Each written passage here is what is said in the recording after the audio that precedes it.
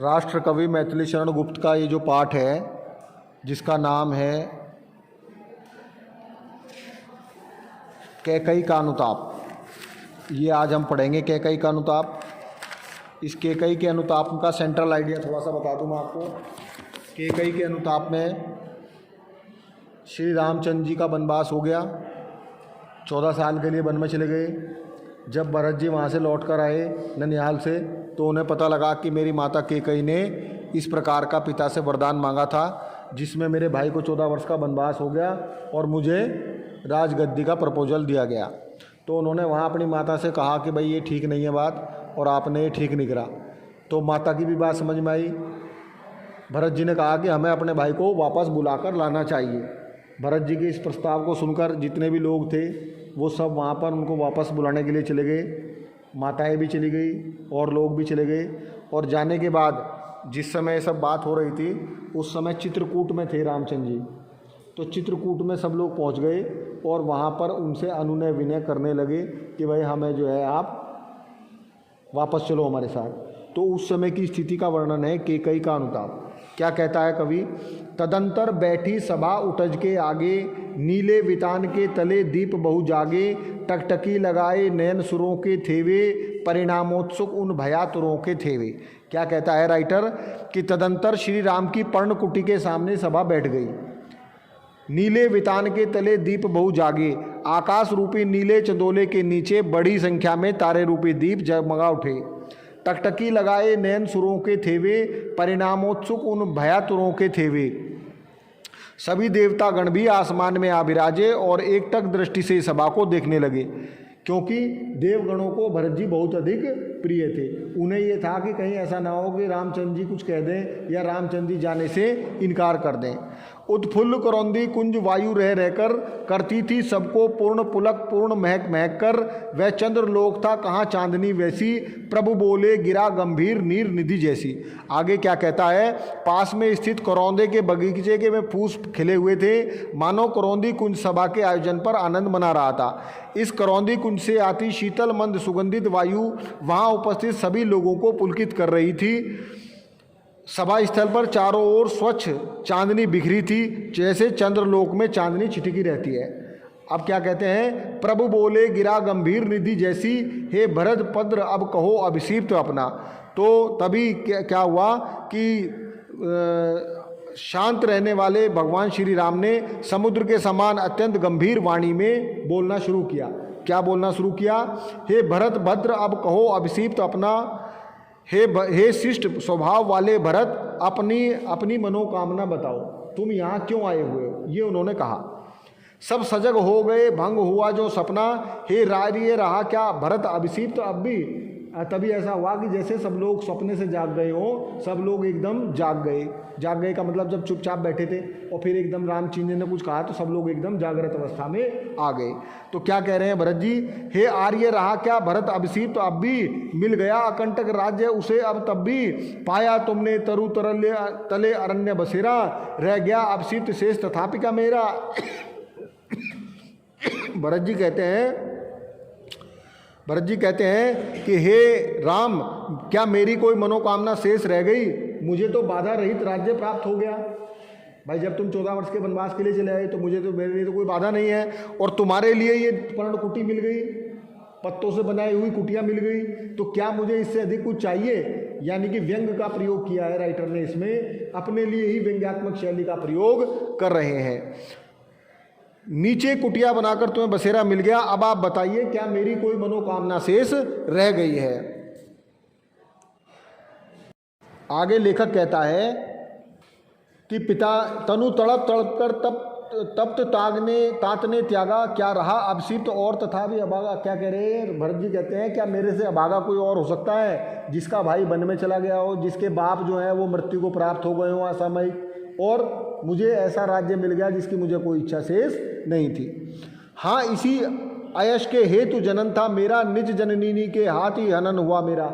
कह रहे हैं, भरत जी कहते हैं कि मुझे तो ऐसा लगता है कि शायद मेरा जन्म ही इस अपयश को लेने के लिए हुआ कि मेरी माता ने ही मुझे इस अपयश का भागी बना दिया। कि लोग कह रहे हैं कि भरत ने राम को 14 साल का वनवास दिला दिया, जबकि ऐसा कुछ भी नहीं है।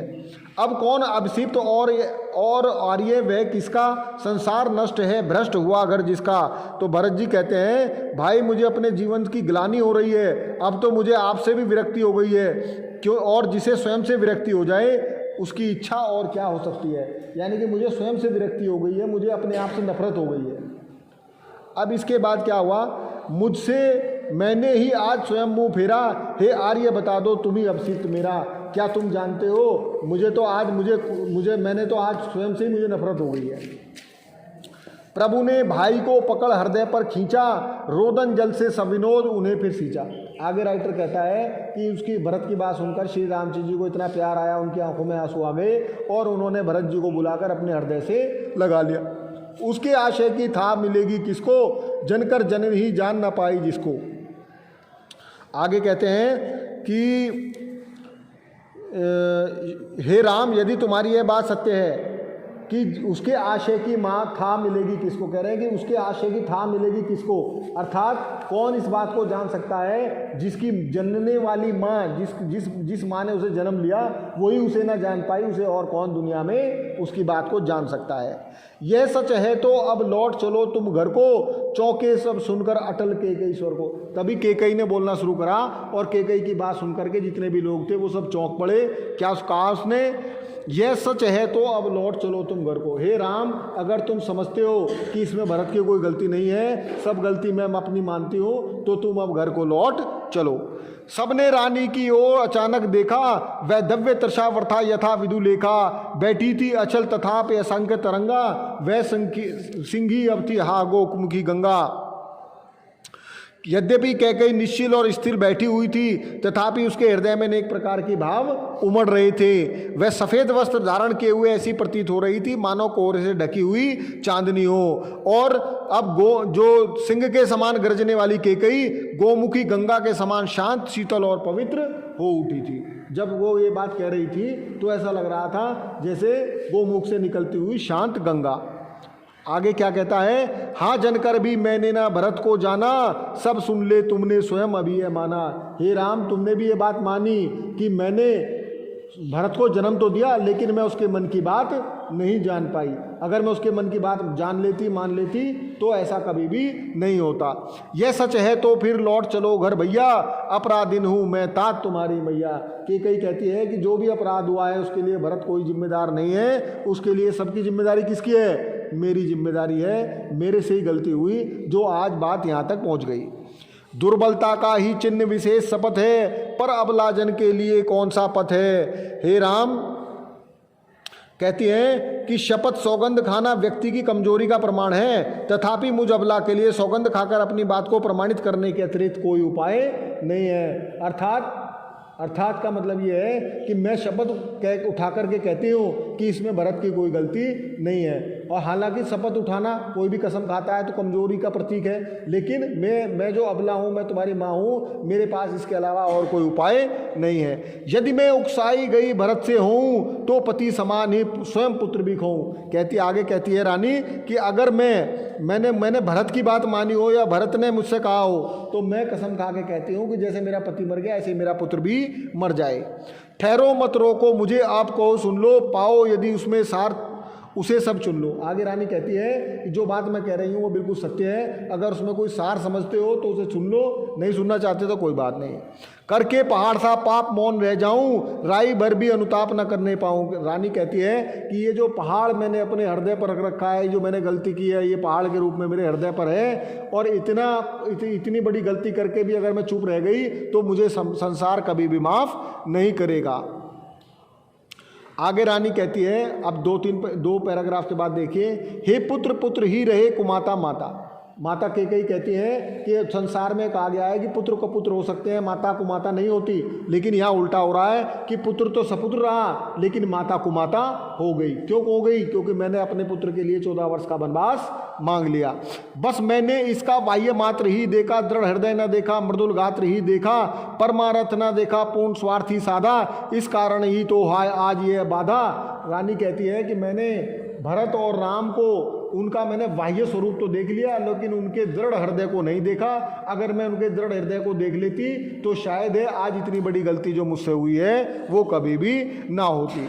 इस कारण ही तो हाय आज यह बाधा, युग युग तक चलती रहे कठोर कहानी, रघुकुल में थी एक अभागिन रानी। आगे की रानी कैकेयी कहती है कि लोग आने वाले समय में ये इतिहास इस बात को रखेगा, इस बात को बताएगा कि रघुकुल में एक अभागी रानी थी जिसके उससे क्या हुआ, इतनी बड़ी गलती हो गई कि ये 14 वर्ष का वनवास और बच्चे के लिए, दूसरे बच्चे के लिए राजगद्दी उसने मांग ली। ये मेरे नाम पर हमेशा के लिए अपयश लग गया।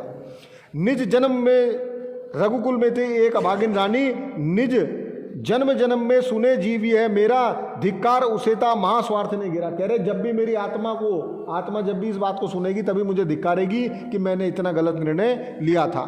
100 बार धन्य वह एक लालसी माई, जिस जननी ने है जना भरत सा भाई।